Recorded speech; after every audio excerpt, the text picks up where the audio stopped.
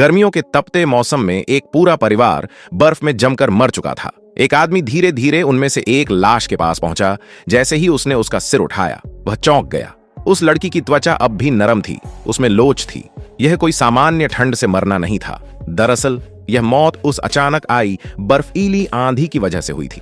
Argentina में जहां तापमान 48 डिग्री तक पहुंच चुका था, वहां गर्मियों के बीच अचानक भयानक बर्फबारी शुरू हो गई। जो भी इंसान बर्फ को छूता, उसी पल उसकी जान चली जाती।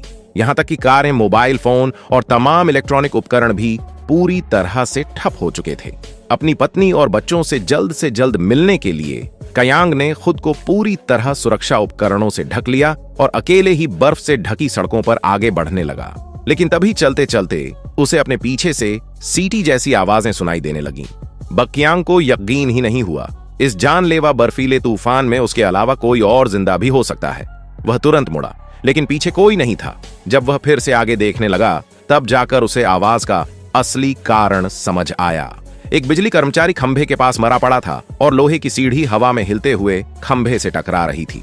वहीं घर्षण सीटी जैसी आवाज पैदा कर रहा था। सच्चाई समझ में आते ही कगियांग ने राहत की सांस ली और फिर से अपने घर की ओर बढ़ चला। लेकिन मौसम लगातार और खराब होता जा रहा था। तेज हवाएं, बढ़ती बर्फ। अब उसकी बस एक ही दुआ थी कि उसकी पत्नी और बच्चे सुरक्षित हों।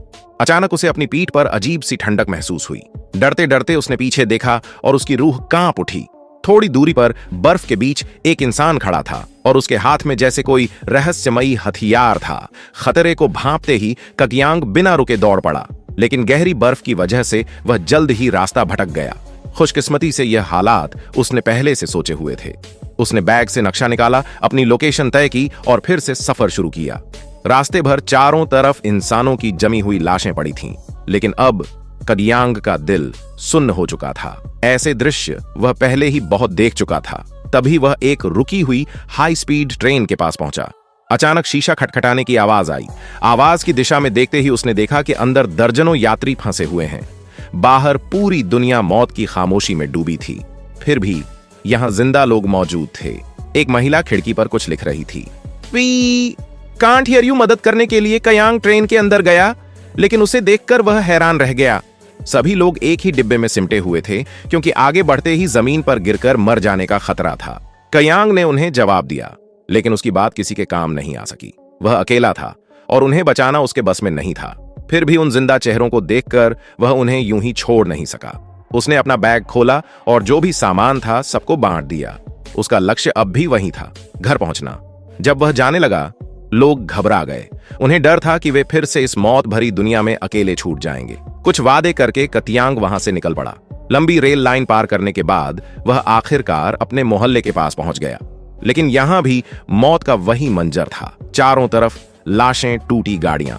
यह देखकर कयांग ने और तेज चलना शुरू कर दिया। तभी उसने एक कार देखी जिसका ड्राइवर मर चुका था। टूटे हुए शीशे के सहारे वह अंदर घुसा। हैरानी की बात यह थी कि घर के अंदर भी हर जीव बर्फ के संपर्क में आकर मर चुका था।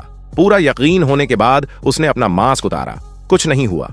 वह सीढ़ियां चढ़ने लगा, लेकिन तभी उसे फुसफुसाने की आवाजें सुनाई दी। सावधानी से आगे बढ़ते हुए उसने देखा, दरवाजे के पास 3 ताकतवर आदमी खड़े थे।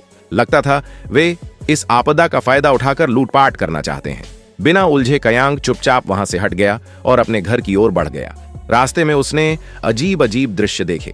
कुछ लोग भगवान से माफी मांग रहे थे, तो कुछ इस तबाही में भी डकैती कर रहे थे। अब इस दुनिया में कुछ भी असंभव नहीं था। आखिरकार उसने अपने घर का दरवाजा खोला। अंदर सब कुछ सामान्य लग रहा था। वह जोर जोर से अपनी पत्नी और बच्चों को पुकारने लगा। तभी उसकी पत्नी बाहर से लौटी।